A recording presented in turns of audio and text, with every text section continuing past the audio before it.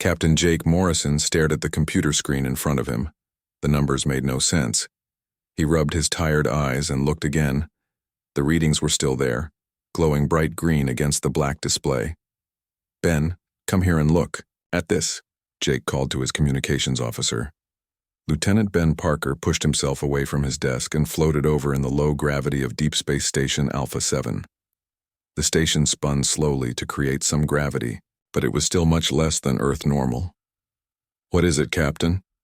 Ben asked, grabbing onto Jake's chair to steady himself. "These energy readings. They're coming from the direction of Alpha Centauri. Look at the size of them." Ben whistled softly.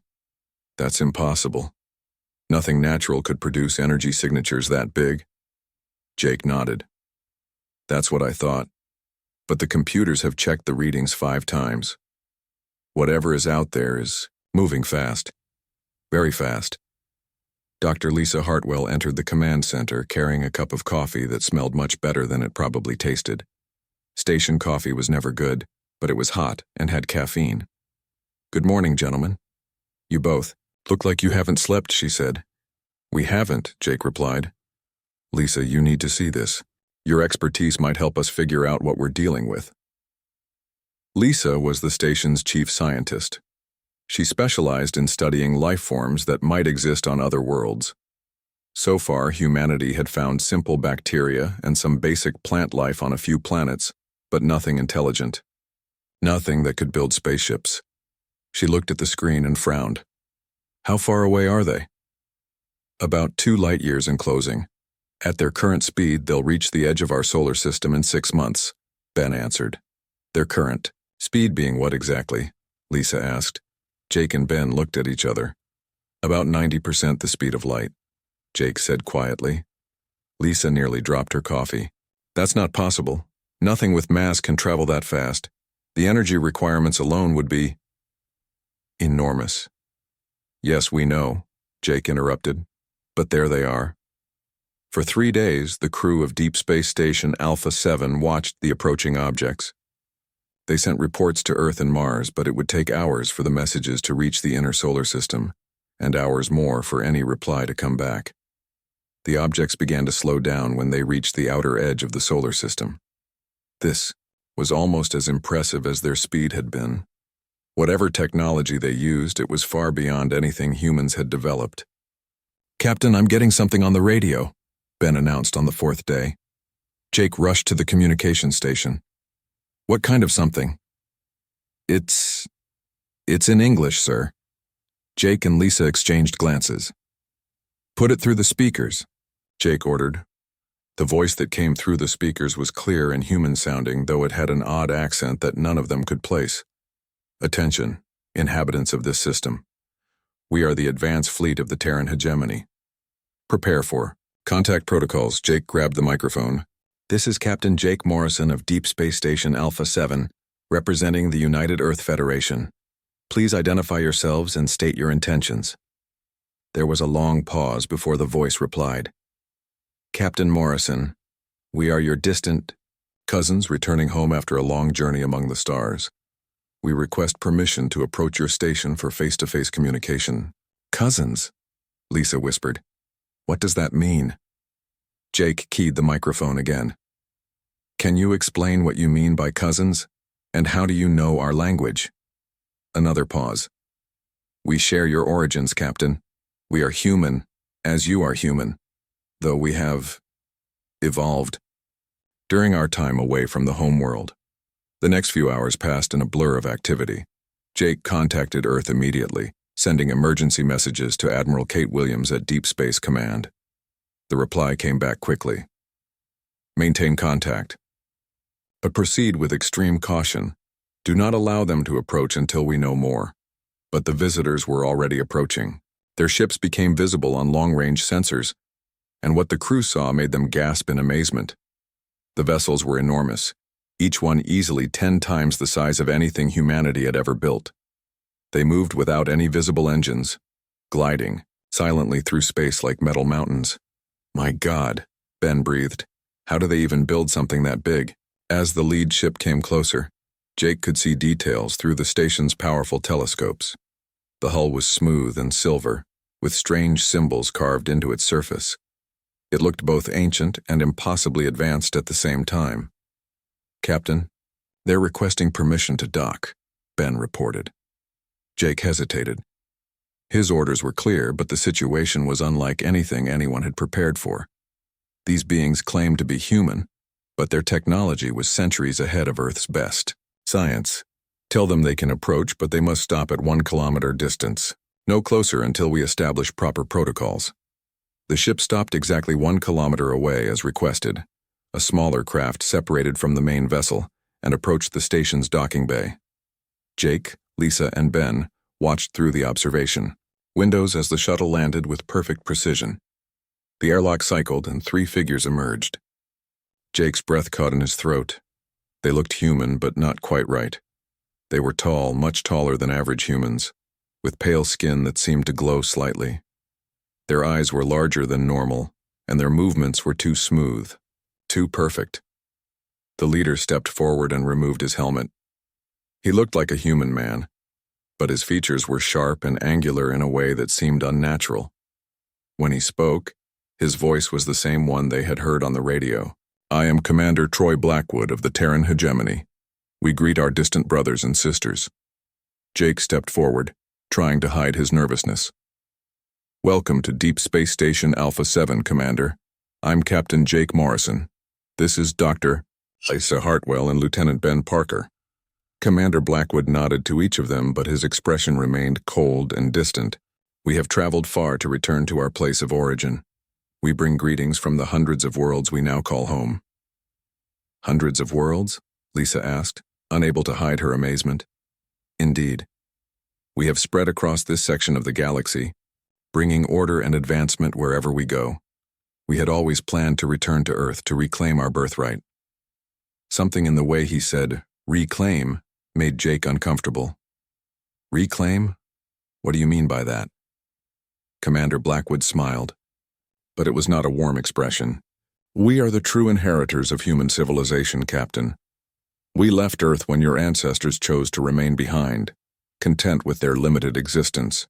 We have grown strong among the stars while you have barely managed to reach your neighboring planets." "We've built colonies on Mars and Europa," Ben said defensively. "We've established mining operations throughout the asteroid belt." "Primitive efforts," Blackwood replied dismissively. "We will help you advance, of course, once you accept your proper place in the hegemony."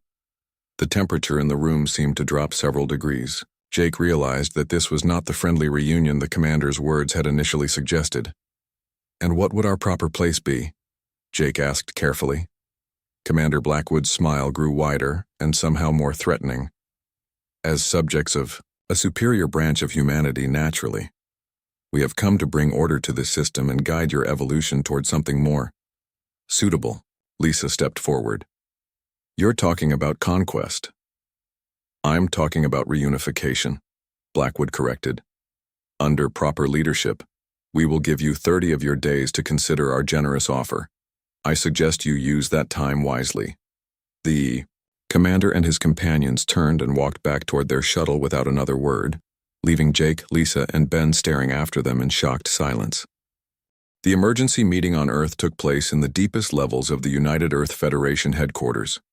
Admiral Kate Williams sat at the head of a long table, surrounded by military officers, scientists, and government officials. The holographic display showed images of the hegemony ships that now hung in space around every human colony. "How many ships?" Admiral Williams asked Colonel Rick Hayes, her chief tactical officer. 47 large vessels, sir. Each one is bigger than our largest space station. They appeared simultaneously around Earth, Mars, Europa, and every major asteroid mining facility. They didn't travel there, they just appeared. Dr. Amy Chen, Earth's top geneticist, raised her hand. "Admiral, I've been studying the biological scans we took of Commander Blackwood and his team. The results are disturbing." "How so, Doctor?" "They are human, but they've been changed, genetically modified in ways we don't fully understand. Their DNA is still recognizably human, but there are alterations that seem designed to enhance certain traits while suppressing others." Admiral Williams leaned forward. What kind of traits? Intelligence has been boosted, but only certain types. Mathematical and logical reasoning are enhanced, but creative thinking appears to have been reduced. Physical strength and endurance are far beyond normal human levels. But most interesting is what's missing. Missing? Dr. Chen pulled up a complex genetic chart. The parts of their DNA that control emotional responses have been altered. They still have emotions, but they're muted, controlled. They don't experience fear, anger, or joy the way we do. Colonel Hayes frowned. That could make them dangerous. If they don't feel fear, they might take risks that normal humans wouldn't. Or it could make them predictable, Dr. Chen replied.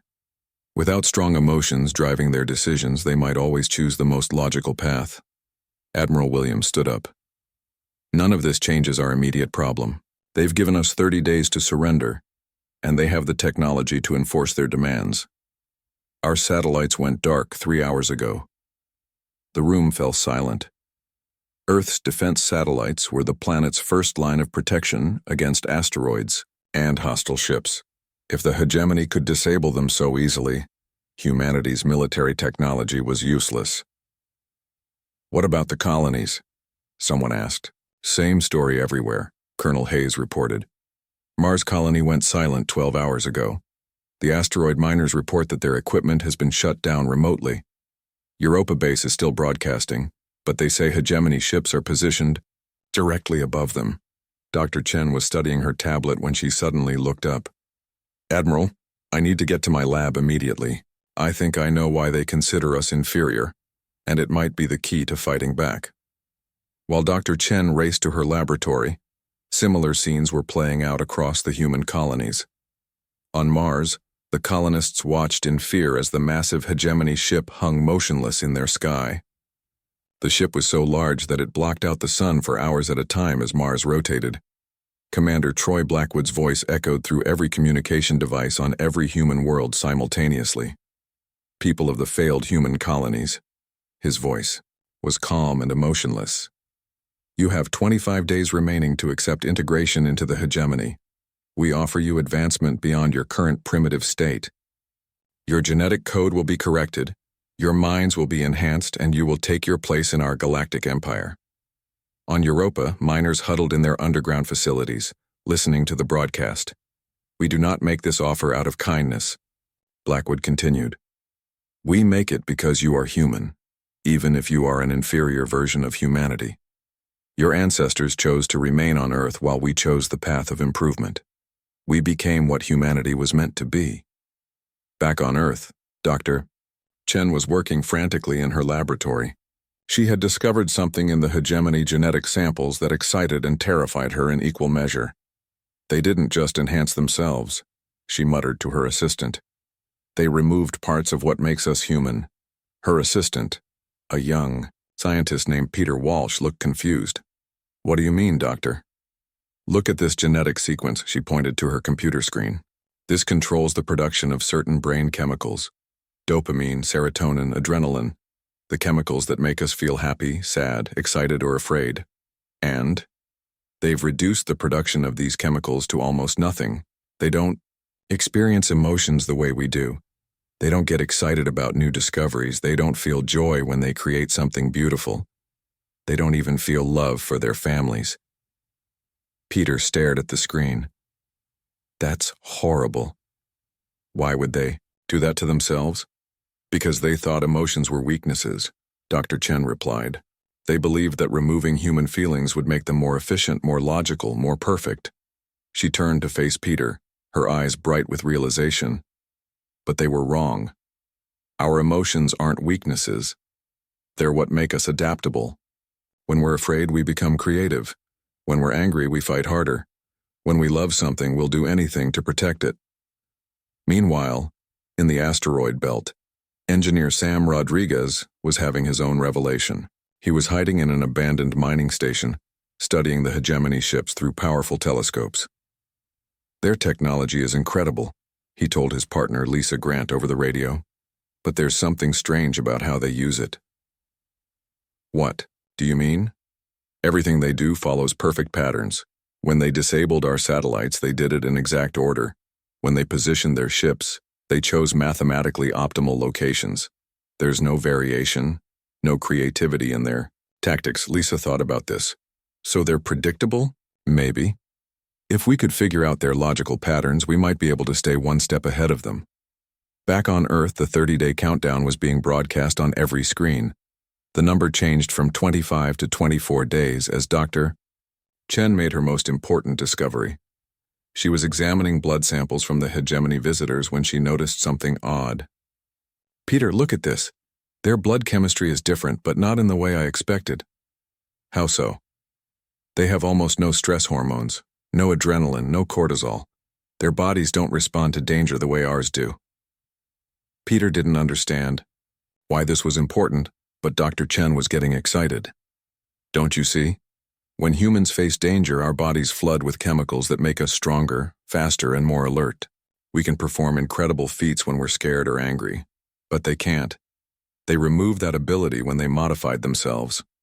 She started typing rapidly on her computer. "I need to send this information to Admiral Williams immediately. If we can trigger their fight or flight response, but they don't have the biological equipment to handle it, what would happen? I don't know for sure, but it might confuse them. Maybe even panic them." As the days counted down, humanity began to prepare for war. But it wouldn't be the kind of war anyone expected. The humans had learned something important about their supposedly superior cousins. The hegemony had made themselves perfect, but in doing so, they had lost the very things that made humanity strong. They had traded their capacity for fear, love, anger, and joy for cold efficiency. They had forgotten that sometimes being imperfect was exactly what you needed to survive. Colonel Hayes was coordinating resistance efforts from a hidden bunker when he received Dr. Chen's report. He read it twice, then smiled for the first time since the hegemony had arrived. "Admiral," he called out, "I think we might have a chance after all."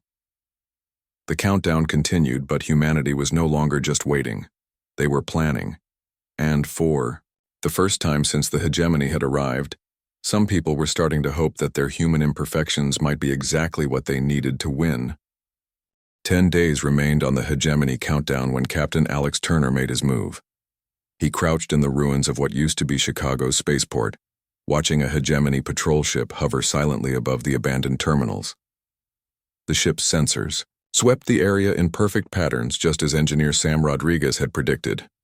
"Remember, we have exactly 30 seconds between sensor sweeps," Alex whispered into his radio. "That's when we move." His team of 12 resistance fighters waited, in the shadows.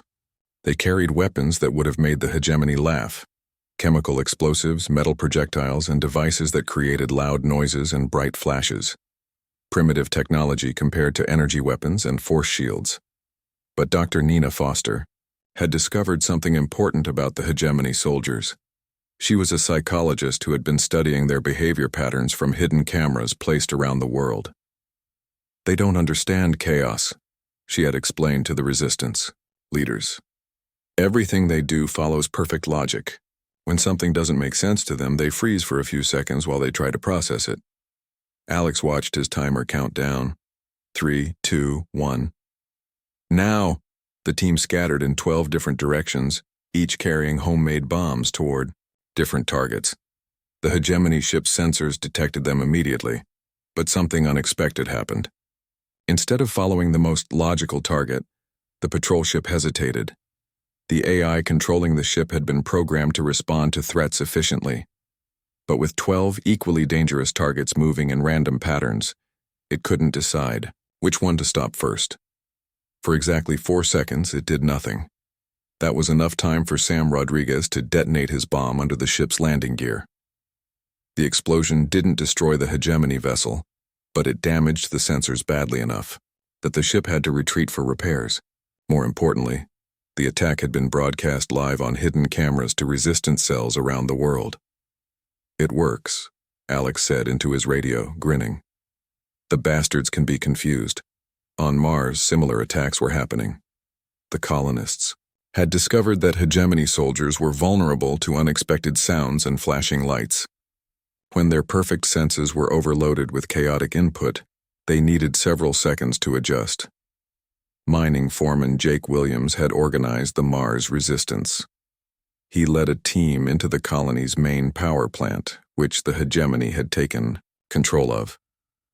The building was guarded by 6 tall, pale soldiers who stood in perfectly spaced positions. "Remember," Jake told his team, "they expect us to attack the most logical target, so we do the opposite. Instead of trying to destroy the power plant's main reactor, they set off fireworks and played loud music while attacking the building's waste disposal system." The hegemony guards were so confused by this illogical behavior that they didn't respond for almost 10 seconds. 10 seconds was enough time for the humans to plant charges that would cut power to the hegemony's orbital platforms. Dr. Nina Foster was watching these attacks from her hidden laboratory. She had made another discovery about the hegemony that excited her. "They're not just confused by chaos," she told Dr. Amy Chen over an encrypted radio channel. "They're affected by human culture." "What do you mean?" "I've been monitoring their communications. When our people play music or show them art, something strange happens to their brain patterns. It's like the part of them that's still human is trying to wake up." This gave Dr. Chen an idea. "Nina, what if we could broadcast human culture directly to their ships? Music, art, poetry, stories about love and friendship." "It might work," Nina replied, "but we'd need a very powerful transmitter." Meanwhile, on Europa, the ice miners had discovered their own way to fight back. The hegemony had trouble understanding why humans would risk their lives to save each other. When miner Tony Lopez ran into a collapsing tunnel to rescue his trapped partner, the hegemony soldiers just watched in confusion. "It's not logical," one soldier said to another. "He has a 90% chance of dying. Why would he take that risk for another person?" The second soldier had no answer. In hegemony society, individual survival was always the logical choice. The concept of self-sacrifice for others had been genetically removed from their thinking. Back on Earth, engineer Sam Rodriguez was putting together the Resistance's most ambitious plan yet. He had been studying the hegemony ships for weeks and discovered something important. "Their ships are controlled by central AI systems," he explained to a gathering of resistance leaders. "The AI makes all the decisions based on perfect logic, but if we can feed it too much chaotic information at once, the system crashes?" asked Captain Turner. "Maybe. Or at least it gets so confused that the ships become vulnerable." Sam's plan was simple but dangerous. They would coordinate attacks on every human world at exactly the same time. Not military attacks, but cultural ones. They would broadcast human music, art, and stories directly at the hegemony ships while setting off fireworks, playing loud sounds, and creating as much beautiful chaos as possible. Dr. Foster had a special addition to the plan. "We need to include personal stories, things about human love, friendship, and sacrifice, the parts of humanity they've lost." 5 days before the countdown ended, the plan went into action. On Earth, Mars, Europa, and every human settlement, people emerged from hiding carrying speakers, instruments, and artwork. The hegemony soldiers watched in confusion as humans began playing music in the streets. Children drew pictures with chalk on the pavement. Adults told stories about their families and friends. Teenagers sang songs about hope and dreams. At first, the hegemony dismissed it as meaningless noise. But then something unexpected happened. Some of the younger hegemony soldiers began to listen. Really listen. On the flagship orbiting Earth, Commander Troy Blackwood received reports that confused him. "Sir, several of our soldiers are requesting permission to study human cultural broadcasts," his aide reported. "For what purpose?" "They say the sounds and images are interesting. They want to understand why humans create things that serve no logical purpose." Blackwood frowned. This was not normal behavior for hegemony personnel. "Deny the requests. Order all soldiers to avoid exposure to human cultural material." But it was too late. The cultural broadcasts were being transmitted on frequencies that the hegemony couldn't block without shutting down their own communications. And some soldiers were already changing. Lieutenant Marcus Vale was one of them. He had been standing guard on a hegemony platform above New York when he heard a human child singing a lullaby to her baby brother. The song was simple and served no logical purpose, but something about it made him feel strange. For the first time in his life, Marcus felt an emotion that had been genetically suppressed in his people. He felt sadness for what he had lost, and wonder at what humans had kept. "Command," he whispered into his communicator. "I request permission to speak with the human prisoners." "Denied," came the immediate reply. "Return to your post." But Marcus didn't return to his post. Instead, he began to listen more carefully to the human broadcasts. He heard stories about parents who loved their children, friends who helped each other, and people who created beautiful things just because it made them happy. By the third day of the cultural assault, over 200 hegemony soldiers had requested transfers away from human worlds. They claimed the chaotic input was affecting their performance. Commander Blackwood was getting worried. His perfect soldiers were becoming imperfect. Some were even asking questions about why the hegemony wanted to conquer humanity instead of learning from them. The countdown continued, but now it wasn't just humans who were preparing for the deadline. Some members of the hegemony were beginning to wonder if their definition of perfection had been wrong all along. One day remained on the countdown when everything changed. Commander Troy Blackwood stood on the bridge of his flagship, staring at reports that made no sense to his logical mind. Over 1,000 of his soldiers had requested transfers. 3 ships had stopped responding to orders. And worst of all, some of his officers were questioning the mission itself. "Sir," his aide reported nervously, "Lieutenant Marcus Vale is requesting an audience with you. He says it's urgent." Blackwood's perfect features showed no emotion, but inside his modified mind, circuits of confusion were firing. Marcus Vale had been one of his best officers, loyal, efficient, and completely dedicated to hegemony ideals. "Send him in." Marcus entered the bridge, but something was different about him. His movements were less precise, his posture more relaxed. When he spoke, his voice carried something that hadn't been there before. "Commander, I need to talk to you about the humans." "What about them?" "I think we're making a mistake." The words hung in the air like a dangerous weapon. No hegemony officer had ever questioned a mission before. It was genetically impossible for them to doubt their superiors. "Explain," Blackwood said carefully. Marcus took a deep breath. "I've been listening to their broadcasts, their music, their stories, their art. Commander, we've lost something important when we modified ourselves. We gained perfection, did we?" Marcus asked. "When was the last time you felt joy? When did you last create something beautiful just because you wanted to? When did you last feel love for another person?" Blackwood stared at his officer. These were questions that a hegemony mind shouldn't be able to ask.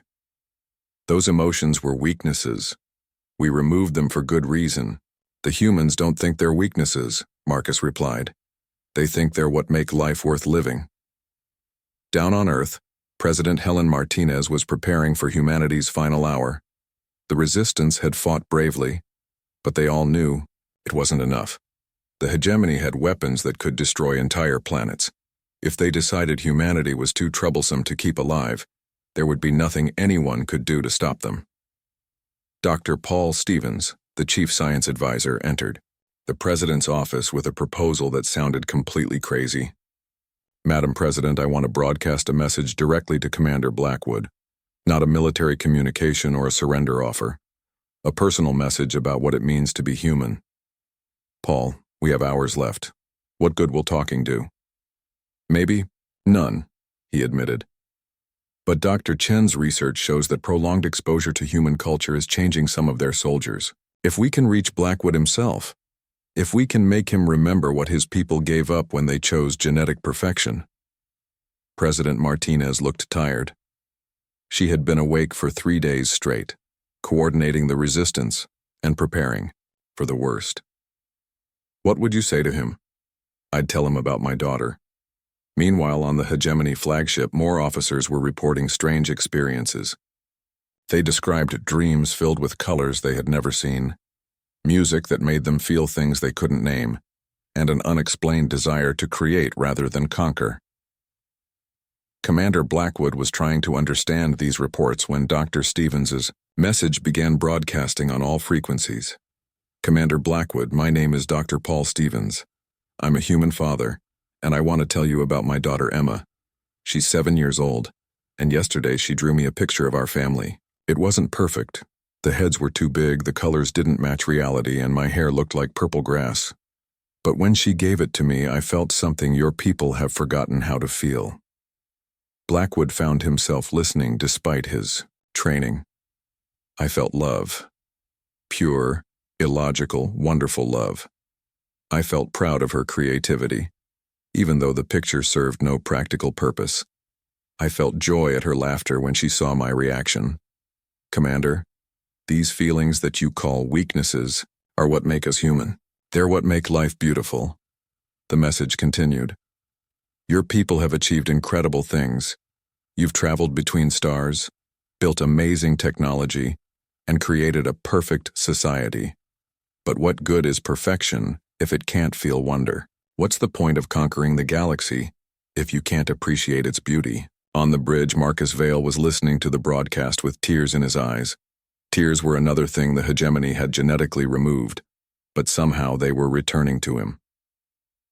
Commander, Marcus said quietly, what if we offered to share our technology with the humans instead of conquering them? What if we tried to learn from each other? Before Blackwood could answer, another officer entered the bridge. Lieutenant Sarah Kim, one of his most trusted soldiers, looked different too. Her movements were less mechanical, her expression more alive. Sir, I've been monitoring the human colonies. They're not preparing for war anymore. They're singing. Singing? Yes, sir. All of them. Every human settlement is broadcasting music and art directly at our ships. They're not trying to hurt us. They're trying to remind us of something. Blackwood walked to the observation window and looked down at Earth. The planet was covered in lights that pulsed in rhythm with music he could hear through the ship's communication system. It was chaotic, illogical, and completely impractical. It was also the most beautiful thing he had ever seen. For the first time in decades, Commander Troy Blackwood felt something stirring in his chest. A warmth that had nothing to do with body, temperature, a sense of wonder that his genetic modifications had tried to suppress but couldn't completely destroy. Open a channel to all hegemony ships, he ordered. Sir, do it. When the channel opened, Blackwood's voice was different, less cold, more human. This is Commander Blackwood to all vessels. I am ordering a halt to the countdown. We will not be conquering the human colonies. The bridge fell silent. Marcus Vale smiled, an expression that looked strange on his genetically perfect features. Sir, what are your new orders? Blackwood thought for a moment. We're going to try something that hasn't been done in hegemony history. We're going to ask the humans if they want to be our friends instead of our subjects. 2 hours later, President Martinez received a message that changed everything. Commander Blackwood was requesting a meeting, not to discuss surrender terms, but to talk about cooperation. We offer our technology and knowledge, the message said, in exchange for something far more valuable. We want to learn how to be human again. Dr. Amy Chen was amazed when she examined the hegemony soldiers who had been most affected by human culture. Their genetic modifications were actually reversing themselves. Their bodies were starting to produce the emotions and stress responses that had been suppressed for generations. It's incredible, she told Dr. Stevens. Their DNA is healing itself. They're becoming more human, not less. 6 months later, the first joint human hegemony colony was established on a moon of Jupiter. The colonists included both ordinary humans and hegemony members who were learning to feel emotions again. Marcus Vale became the colony's first administrator. He spent his days helping his people rediscover what they had lost, while sharing hegemony technology with their human partners. We thought perfection meant removing our flaws, he told a group of human children who were teaching hegemony soldiers how to paint. But we learned that our flaws were what made us perfect. The children laughed at this contradiction, and Marcus laughed with them. It was a sound that no hegemony throat had made in over 1,000 years, but it felt like coming home.